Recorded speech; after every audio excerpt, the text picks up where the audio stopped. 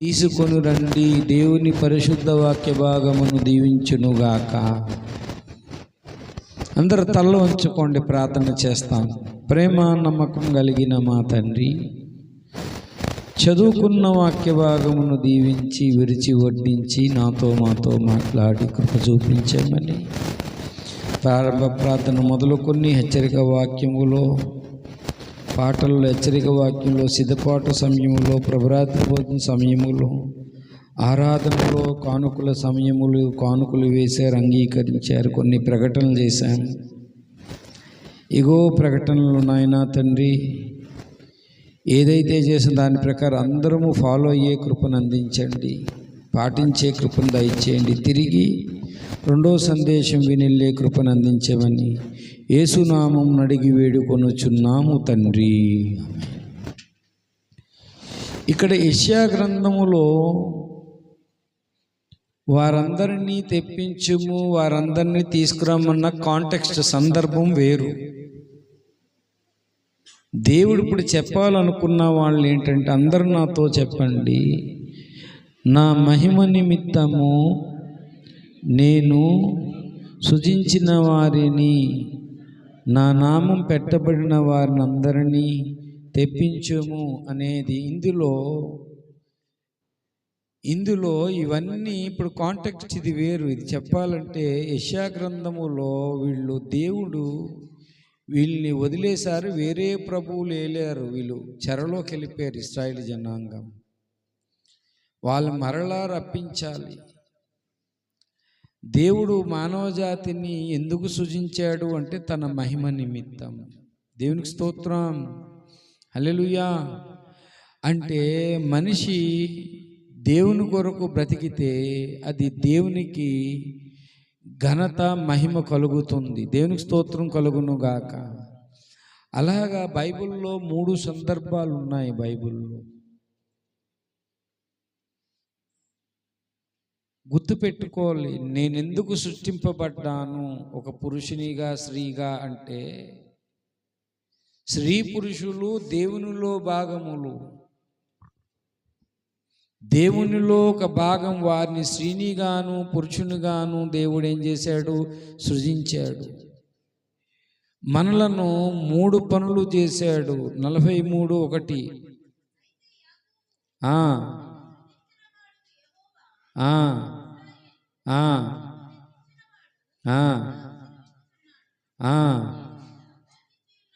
ఏంటంటే సృజించిన వాడు ఆయనే, నిన్ను బిల్డప్ చేశాడు, నిర్మించినాడు. క్రైస్తవ జీవితంలో ఈ స్థితికి వచ్చావంటే నిర్మించాడు ఆయన.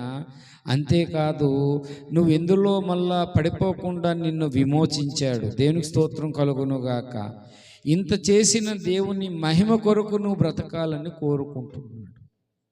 ఇది ఈ మధ్యాహ్న కాలపు వేళలో దేవుడు ఈ చిన్న తలంపు, ఇంకా అన్నీ చెప్పలేం మనం, ఇందులో చాలా విషయాలు ఉన్నాయి. ఇశ్రాయేలు అంటే దేవుడు తన జనాంగానికి పేరు పెట్టుకున్నాడు. ఇశ్రాయేలు.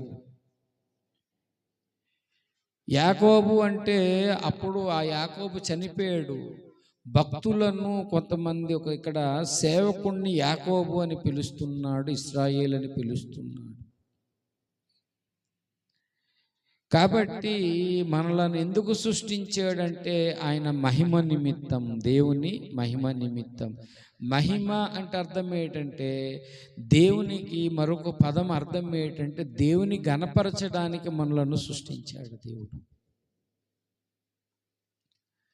అలాగా గణపరిచిన వారు 3 సంఘటనలు ఉన్నాయి. మొట్టమొదటిది దానియేలు గ్రంథము 3వ అధ్యాయము, దయచేసి 24వ వచనము చూడండి. దానియేలు గ్రంథము 3:24లో అంటే అక్కడ షడ్రక్, మేషక్, అబేద్నగోను గురించి రాయబడింది. రాజుకు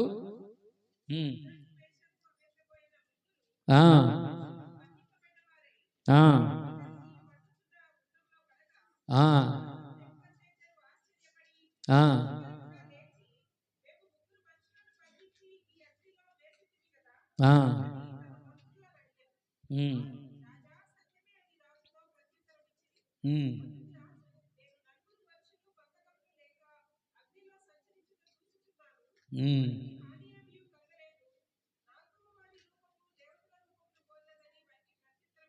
ఆ.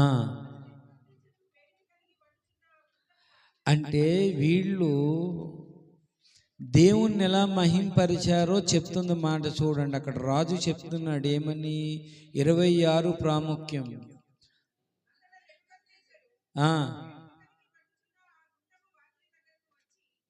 షడ్రక్ మేషక్ అబేద్నగోయి వారులారా,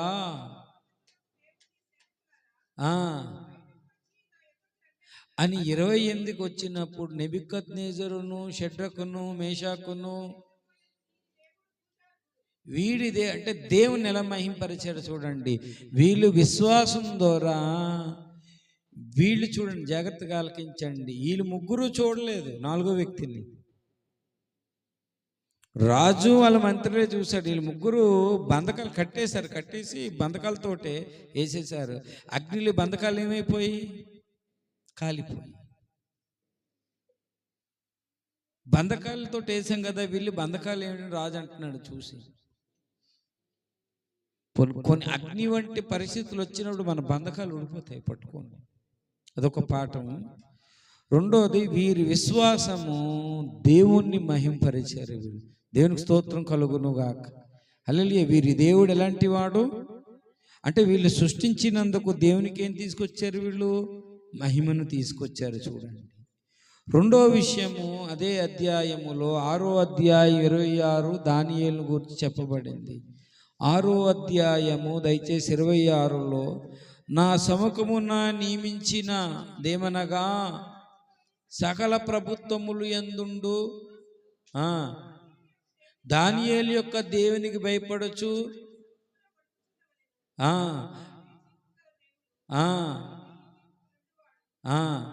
అంటే దానియేలు ప్రార్థనకు దేవుని బిడ్డలారా దేవుణ్ణి మహింపరిచాడు ఒక అన్యరాజు ఎదుట. దేవునికి స్తోత్రం కలుగునుగాక. హల్లెలూయా, హల్లెలూయా. ఈ షడ్రక్ పేరు ఏం పేరుంది? షడ్రక్ పేరు మరొక పేరుంది. ఎందుకంటే బబులోన్ దేవత పేరు షడ్రక్. షడ్రక్ మేషక్ అబేద్నగో అంటే వాళ్ళ పేరంటే హనన్య అనే పేరు. ఈ షడ్రక్ పేరునే హనన్య, హిబ్రూ నేమ్ హనన్యకు పెట్టాం పేరు. హనన్య అంటే షడ్రకే హనన్య. కాబట్టి బెల్తాషాజరు, హనన్య ఇలా పేర్లు ఉన్నాయి కొన్ని. అవి హిబ్రూ నేమ్స్ అవనేది. ఇది షడ్రక్ మేషక్ అనేది ఈ బబులోన్ దేవతల పేర్లు. కొంతమంది షడ్రక్ అని పేరు పెట్టేసుకుంటారు చాలామంది. పెట్టుకొని తప్పేమీ లేదు, కానీ అది బబులోన్ దేవత పేరు. కాబట్టి ఇక్కడ ఈయన చెప్పిన మాట ఏమిటి అంటే, వీరి దేవుడు గొప్పవాడని సకల ప్రభుత్వాలు కూడా వీరి దేవుడు యుగయులు రాజన్న అంతగా దేవుణ్ణి ఏంటంటే రాజుకు ప్రభావితం చేశాడు దానియేలు. దేవునికి స్తోత్రం కలుగునుగాక. హల్లెలూయా. బైబిల్లో స్టేట్మెంట్ అలాగుంది. కొత్త నిబంధనలో ఒక సంఘటన చెప్పండి మీరు. నవీన్ చెప్తాడు. కొత్త నిబంధనలో ఒక సంఘటన ఉంది ఇలాంటిది. అపోస్తుల కార్యములు 16వ అధ్యాయం. ఇప్పుడు మీకు గుర్తొచ్చి ఉంటుంది. అపోస్తుల కార్యములు 16వ అధ్యాయములో అక్కడ చెప్పాడు చూడండి. పౌలు శీలల గురించి రాయబడి ఉంది 25.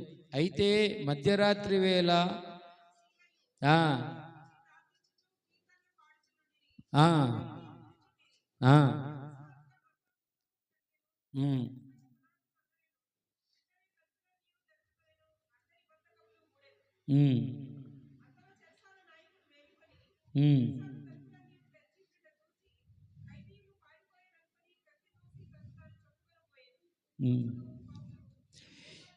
వీళ్ళు ఇంత శ్రమల్లో కూడా పాటలతో ప్రార్థన చేసేటప్పుడు చెరసాల పునాదులు ఏమైపోయి, సంఖ్యలు ఏమైపోయి ఓడిపోయి వీళ్ళు ఎంత మహింపరిచారంటే చూడండి. వీళ్ళు చేసిన పనికి ఆఖరికి అయ్యలారా రక్షణ పొందుటకు నేనేమి చెయ్యాలన్నంతగా వీరు దేవుణ్ణి మహింపరిచారు. దేవునికి స్తోత్రం కలుగునుగాక. అందరు వెళ్ళిపోయారని పొడుచుకోబోతున్నాడు కత్తితోటి. ఆగాగు, ఏ హాని చేసుకోవద్దు, మేము ఇక్కడే ఉన్నాం మేము. అది చూసి దేవుని బిడ్డలారంటే అంతగా దేవుణ్ణి మహింపరిచాడు. ఎవరు? ఆ పౌలు, శీల. దేవునికి స్తోత్రం కలుగును గాక. హల్లెలూయా. ఇదే అపోస్తుల కార్యంలో హేరోదు మహిమ పరచనందుకు దేవదూత వచ్చి ఒక్క దెబ్బేసేటప్పటికి పురుగులు కారి చచ్చాడు ఆ రాజు. మనలను సృజించింది ఎందుకు అంటే దేవుని మహింపరచడానికి. గుర్తుపెట్టుకోవాలి, మర్చిపోకూడదు. ఈ లోకములో వీరి దేవుడు పూజారుడు అనిపించుకోవాలి. వీళ్ళ దేవుడు సకల దేవతలకు ఈయన రాజు, ఈయన యుగ యుగములు ఏలివాడు, ఈయన రాజ్యం అంతము లేనిది, ఈ దేవుడు మనకు రక్షణ ఇస్తాడన్నంతగా వీళ్ళు బ్రతికారు. దేవునికి స్తోత్రం కలుగును గాక. హల్లెలూయా, హల్లెలూయా. అలా మనం దేవుణ్ణి మహిమపరచాలి అంటే మూడు విషయాలు చెప్పి ముగిస్తాను. ఇది మనం చాలా జాగ్రత్తగా, దేవుణ్ణి మహిమపరచడానికే దేవుడు మనకి రక్షణ ఇచ్చాడండి. రక్షణ ఇవ్వటంలో చాలా ఉద్దేశాలు ఉన్నాయి. దేవుని మహిమపరచడం అంటే, మహిమ అంటే అర్థాలు చాలా ఉన్నాయి. మహిమ అంటే పరలోకం. మళ్ళా మహిమ అంటే మనము సింహాసనం పొందటం. మహిమ అంటే దేవుని శక్తి సామర్థ్యం పొందటం. ఇది ఒక పాటలో రాశారు, ఎవరికి అర్థం కాదు అది. యేసయ్యా నీ కృప నాకు చాలయ్యా, నీ కృప లేనిదే నేనుండాలేనయ్యా. సయ్యా నీ కృప నాకు చాలయ్యా, నీ కృప లేనిదే నేనయ్యా. నీ కృప లేని జనము, దయలేని జనము నేను ఊహించలేను. నీ కృప లేని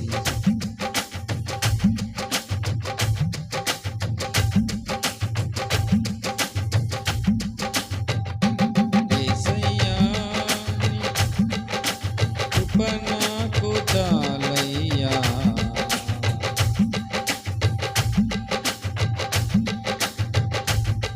సయ్యా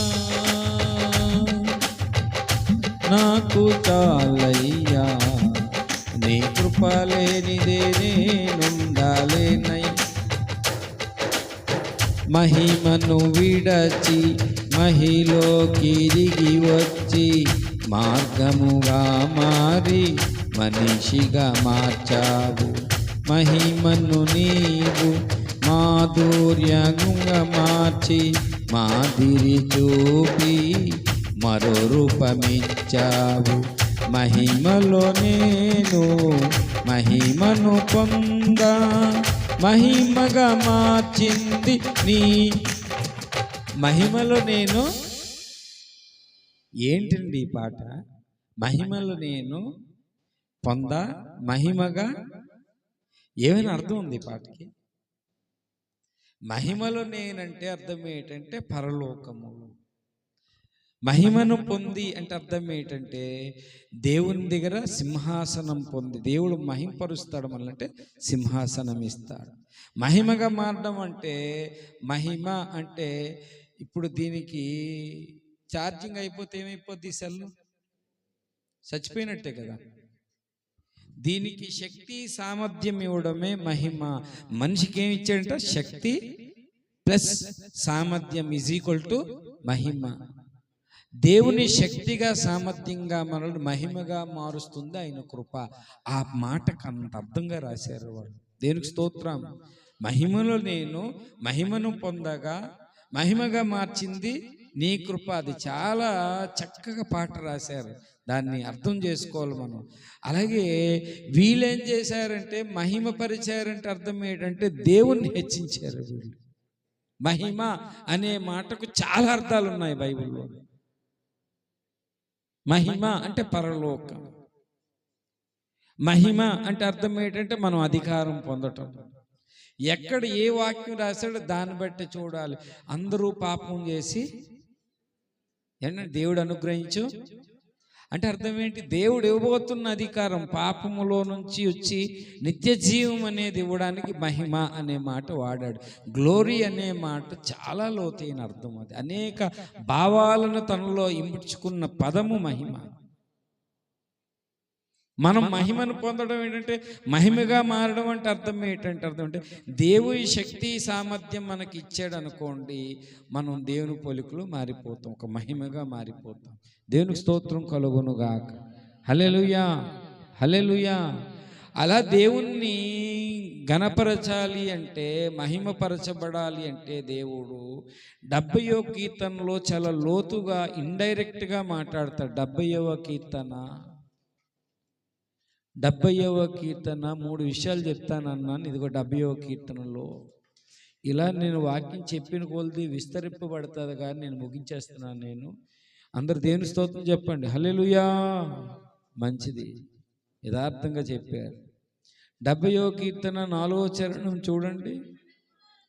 నిన్ను వెతుకు వారందరూ నిన్ను గూర్చి ఉత్సహించి సంతోషించుదురుగాక, నీ రక్షణ ప్రేమించి వారందరూ దేవుడు మహిమపరచబడునుగాక అని నిత్యము. అబ్బా, దేవుణ్ణి మహిమపరచడం అంటే అర్థం ఏంటో తెలుసా? దేవుణ్ణి రక్షణను ప్రేమించి, దేవుణ్ణి వెతుకుతూ, దేవుని కొరకు నిరంతరము సంతోషపడే వాళ్ళు దేవుణ్ణి ఏం చేస్తున్నారు? మహిమపరుస్తున్నారని అర్థం. ఎంత లోతుగా చెప్పాడు ఈ మాట. అంటే వ్యక్తి వెతకాలి, ఏం చేయాలి? సంతోషించాలంటే ఈ లోకంలో సంతోషం లేని పరిస్థితులు. శరీరమా, మట్టి శరీరం ఇది. ఎండ ఎక్కువైతే ఏమవుతుంది? వినీలా, ఎండ ఎక్కువైతే ఏమవుతుంది? డిహైడ్రేట్ అయిపోతుంది. పోనీ చలి ఎక్కువైతే ఏమవుతుంది? అతిసారం విస్తరించి దగ్గు, జలుబు ఇవన్నీ పెరిగిపోతాయి. కానీ ఈ శరీరానికి దేవుడు అంత్యదినాల్లో మహిమ శరీరం ఇస్తానన్నాడంటే శక్తి సామర్థ్యం ఉంటుంది కాబట్టి ఈ గోడలోంచి వెళ్ళిపోవచ్చు బయటికి. దేవుని వెతికి, దేవుని ప్రతికూల పరిస్థితుల్లో దేవుణ్ణి మనము సంతోషించడం నేర్చుకోవాలి. దేవునికి స్తోత్రం.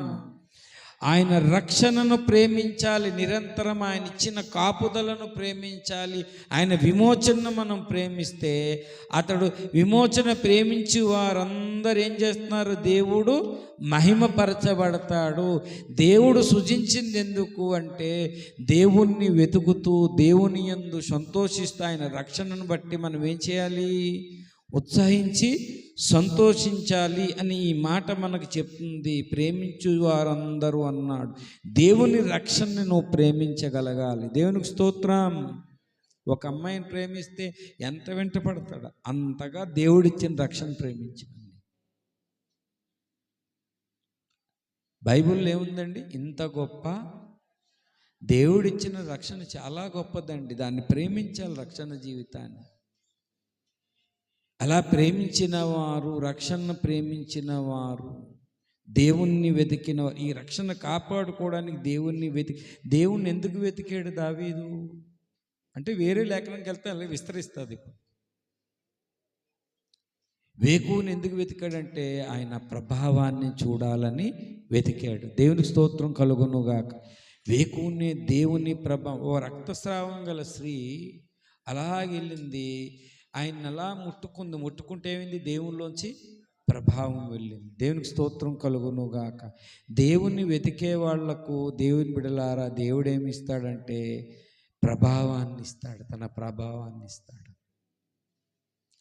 రక్షణ జీవితాన్ని మనము ఒకటేంటంటే వెతుకువారు ఖచ్చితంగా ప్రభావాన్ని పొంది ఉత్సహించి సంతోషిస్తారు. ఆయన రక్షణ ప్రేమించిన వారు దేవుడు మహిమపరచబడును అనే గాక అనే మాట చెప్పాడు. జరిపోదు, ఆమేనని చెప్తారు. గాక అని అంటే అని నిత్యము చెప్పుకుందురు గాక. ఆమేన్. చాలా లోతుగా రాశాడు ఈ మాట. మళ్ళీ యెషయా ప్రవచన గ్రంథంలో 2వ విషయం రాశారు. 5వ అధ్యాయము చూడండి. యెషయా ప్రవచన గ్రంథం 5:16 ఏమని రాశాడో చూడండి. సైన్యములకు అధిపతియగు యెహోవా తీర్పు తీర్చి మహిమపరచబడును. అంటే దేవుడు తన నీతిని బట్టి, అంటే ఇక్కడ అర్థం ఏంటంటే ఇండైరెక్ట్గా దేవునికి మహిమ ఎలా కలుగుతుందంటే దేవుడు ఎలాగోలా మహిమపరుచుకుంటాడు. మనము కూడా నీతి న్యాయం కలిగినప్పుడు దేవుణ్ణి మనం మహిమపరచగలము. దేవునికి స్తోత్రం, హల్లెలూయా. మనకు ఒక నీతి న్యాయం అనేది ఉండాలి. మన బ్రతుకులో దేవుని సింహాసనం ఉండాలి అంటే, దేవుని ఏలుబడి ఉండాలి అంటే, అసలు దేవుడికి చాలా సంవత్సరాల నుంచి, ఆది కాండం నుంచి ఇంతవరకు 6000 సంవత్సరాల నుంచి తీరని కోరిక ఏంటి తెలుసా? పగటి నేలుటకు రాత్రి నేలుటకు మనిషిని మట్టితో ఎందుకు చేశాడు? తను ఏలుబడి చెయ్యాలని. కానీ అది 6000 సంవత్సరాల నుంచి ఆయన కోరిక తీరలేదు.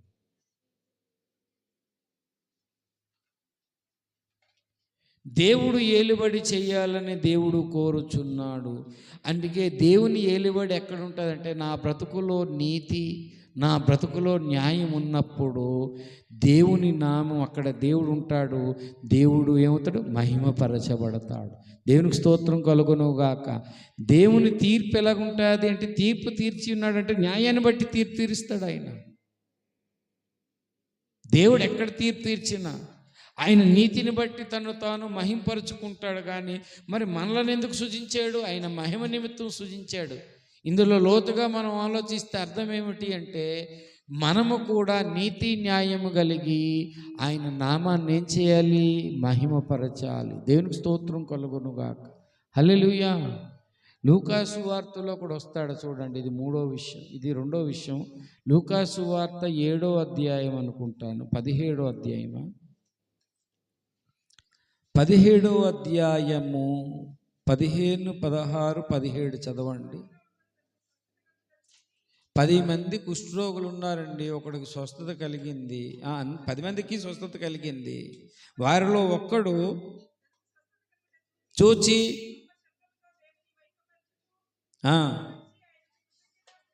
చెల్లించి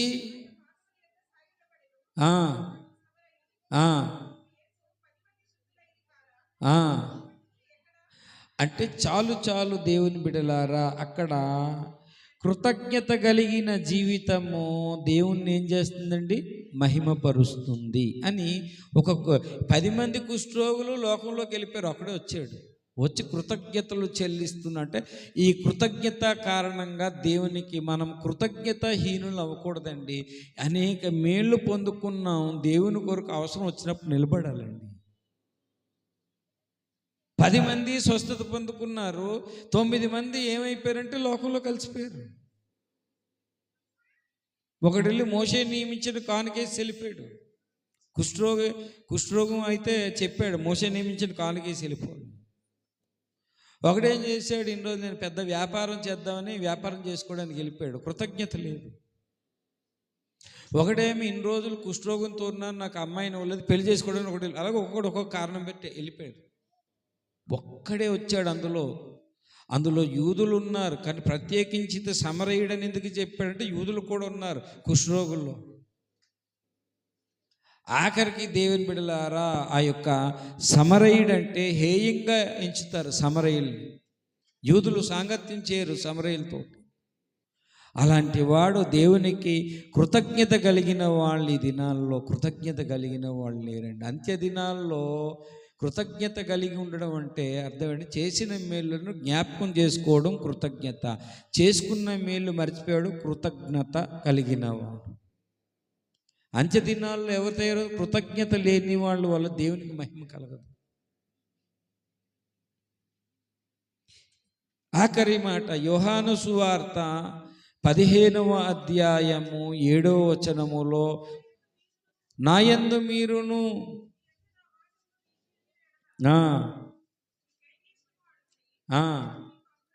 బడును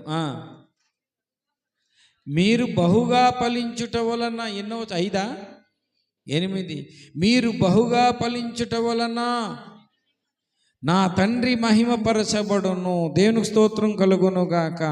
దేవుడు ఎప్పుడు మహిమపరచబడతారంటే నీ విశ్వాసం ఎన్ని పరిస్థితులు వచ్చినా నిలబెట్టుకున్నప్పుడు మహిమపరచబడతాడు. ఎన్ని పరిస్థితులు రాని ప్రార్థన మానేయకూడదు, దేవుడు మహిమపరచబడతాడు. ఎన్ని పరిస్థితులు రాని ప్రతికూల పరిస్థితులు వచ్చినా సరే సువార్త, పౌలుని ఎందుకు తెలుసు జైలేశారు? సువార్త చెప్పినందుకు. బైబిల్ ఎలాగుంటుంది తెలుసా? సువార్త నేను ప్రకటించకపోతే అని ఉంది. ప్రకటించినందుకేమో భౌతికమైన దెబ్బలు తగిలాయి, ఆశ్రమ. సువార్త ప్రకటించకపోతే ఏమన్నాడు? మరి ప్రకటించినందుకే కదండి శుభ్రం కొట్టారు వాళ్ళు. మరి ఎందుకన్నాడు ఆ మాట? ప్రకటిస్తే శ్రమ, ప్రకటించకపోతే శ్రమ.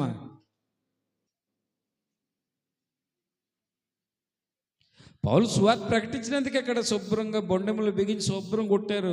వీపంతా బెత్తంతో అయితే మనిషి ఏమైపోతాడు?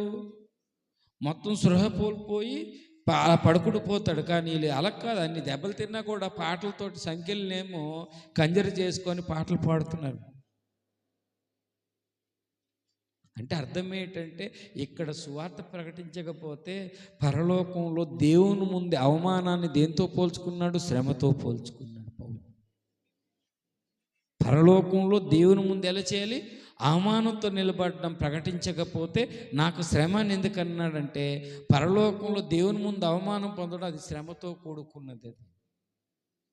ఎన్ని శ్రమల భూమి మీద రాని ఆ శ్రమ, ఆ యొక్క దేవుని ముందు నేను ఒక దోషిలాగా నిలబడినని భూమి మీద బాధలు పడ్డాడు పౌలు.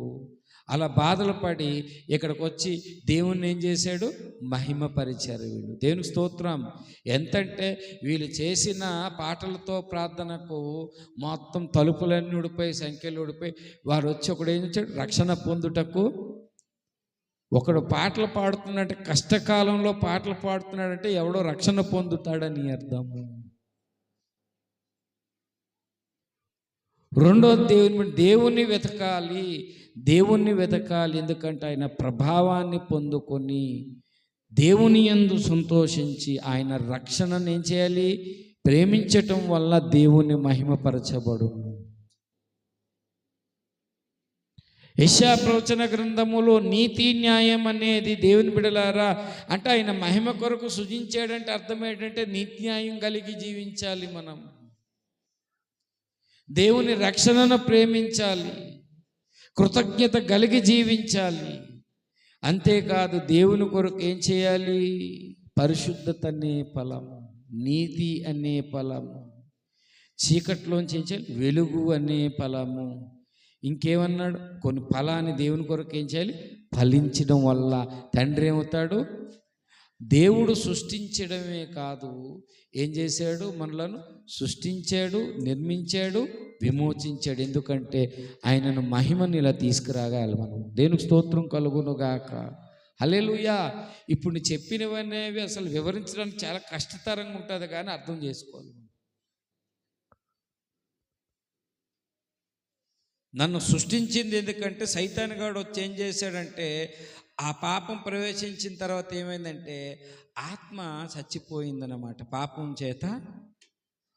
అంటే ఇది ఎప్పటికైనా రక్షణ పొందితే దేవుని మహింపరుస్తాడని చెప్పి సైతానుగాడు కుట్ర చేశాడు. అది అప్పుడు దేవుడు ఏం చేశాడు? తన కుమారుని పంపించాడు. ఆ కుమారుడు ఏం చేశాడు? అపోస్తులు అభిషేకించి పంపించాడు. అపోస్తులు మొత్తం ఖండాంతరాల్లోకి వచ్చి సువార్త వ్యాపించింది. దేవునికి స్తోత్రం. అలా దేవునితో రిలేషన్ కట్ అయిపోయిన మనం ఏమయ్యాం? మనం రక్షణ పొందడానికి ఎవరో ప్రార్థన చేశారు, ఎవరో మన కొరకు కొన్ని ఆత్మల రక్షణ, వాళ్ళ ప్రార్థన వల్ల మనం రక్షణ పొందాం మనం. రెండోది రక్షణ సువార్తను మనం నమ్మేము. దేవునికి స్తోత్రం. హల్లెలూయా.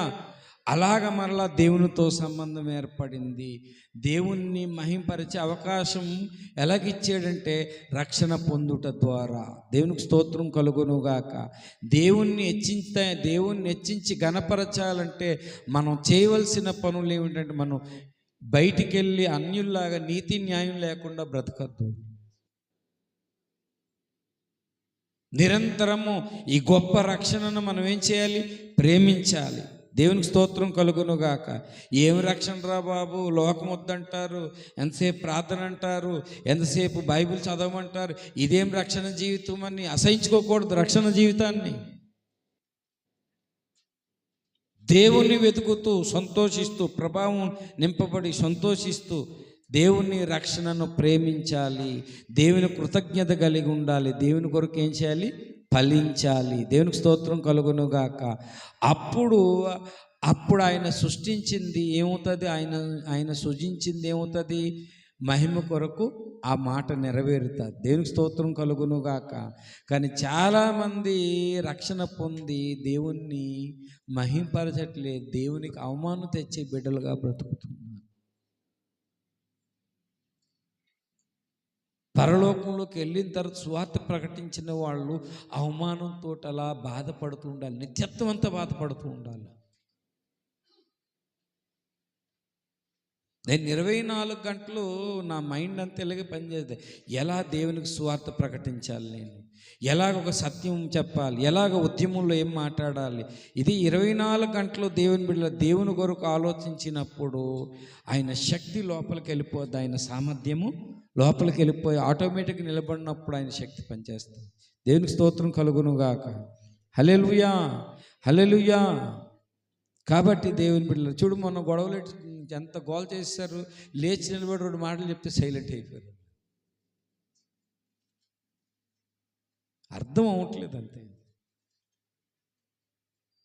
కాబట్టి దేవుని బిడ్డలారా, ఎన్నో కార్యాలు మనం దేవుని మహింపరచాలండి. లోకానికి వెళ్ళి సువార్త చేసి దేవుని సన్నిధి తీసుకురావడం వల్ల దేవుని నామం మహింపరచబడుతుంది. ఎక్కువసేపు మనం ప్రార్థన చేయడం వల్ల, ఇంట్లో వ్యక్తిగతంగా ప్రార్థన చేయడం వల్ల దేవుని నామం మహింపరచబడుతుంది. బైబిల్ చదివి ఇందులో లోతైన సత్యాలు తెలుసుకుంటూ ద్వారా దేవుని నామము మహిమపరచబడుతుంది. దేవునికి స్తోత్రం కలుగునుగాక. అంతేకాదు, ఆఖరి మాట చెప్తున్నాను, ఇది చాలా పెద్ద మాట. ఇది ఇంటికి వెళ్ళి చూడండి. ఆఖరి మాట, హగ్గై ప్రవక్త ఒక ప్రవచించాడు. మునుపటి సంఘము కంటే కడవరి సంఘము మహిమను చెప్పండి. మునుపటి సంఘము కంటే కడవరి సంఘము మహిమను మించునన్నాడంటే ఎక్కువ శక్తితో సామర్థ్యముతో నింపబడుతుందంట కడవరి మందిరం. మునుపటి మందిరం కన్నా, ఆదిమ సంఘం కన్నా. దాని బేసిక్ లెసన్ ఏంటి తెలుసా? మునుపటి సంఘము మహిమతో నింపబడ్డానికి కారణం ఏంటంటే వాళ్ళకు 4 విషయాల్లో కొనసాగారు. అపోస్తుల బోధ యందు, సహవాసమందు, రొట్టె విరుచుట యందు, ప్రార్థన యందు. మనము కూడా అంతకన్నా ఎక్కువగా బోధ విని, ప్రార్థన చేసి, సహవాసం చేసి, మానక ప్రభురాత్రి భోజనం తీసుకుంటే మనము కూడా దేవుని ఏం చేయగలుగుతాము? మహిమను మించిపోతా. దేవునికి స్తోత్రం కలుగునుగాక. ఆ స్థితికి ఎదగాలని దేవుడు కోరుకుంటున్నాడు. దేవునికి స్తోత్రం అందుకొరకు దేవుడు సృజించాడు మనలను. నా మహిమ నిమిత్తం నేనేం చేశాను. కానీ సృజించిన వాళ్ళు దేవుడే సృజించాడు. దేవుడే మళ్ళీ ఏం చేశాడు? వీళ్ళని విమోచించాడు. విమోచన పొందుతున్నారు, చేతులోంచి దారిపోతున్నారు. అందులైపోయారు, బదిరీలైపోయారు. దేవుని సత్యం కలుగు తెలియట్లేదు, చెవిటి వాళ్ళు అయిపోయారు. దేవుడు మళ్ళా వాళ్ళు ఏం చేస్తున్నాడు? తెప్పిస్తాను, రప్పించబోతున్నాడు. దేవునికి స్తోత్రం కలుగునుగాక. హల్లెలూయా, హల్లెలూయా. కాబట్టి దేవుని బిడ్డలారా, దయచేసి మనం బ్రతుకు దేవుని బిడ్డలారా, ఈ మానవ జీవితానికి పరమార్థం ఏంటంటే గుర్తుపెట్టుకోండి. పరమార్థం ఏంటంటే దేవుణ్ణి మహింపరచడమే పరమార్థం. దేవునికి స్తోత్రం చెప్పండి. ఈ మానవ జీవితానికి పరమార్థము దేవుణ్ణి హెచ్చించడము, ఘనపరచడము, మహిమపరచడం. గుర్తుపెట్టుకోండి. అలాగే ఈ వారం దినాలు దేవుణ్ణి మహిమపరుద్దాం. ఎలాగా? షడ్రక్ మేషక్ అబేద్నెగోలు, అలా దానియేలులాగా, అలాగా పౌలులాగా, అలా లేఖనాల్లో రాయబడిన వాక్యాలను ఎత్తి ప్రార్థన చేసి దేవుణ్ణి మహిమ నిమిత్తమే మనం బ్రతుకుదాము.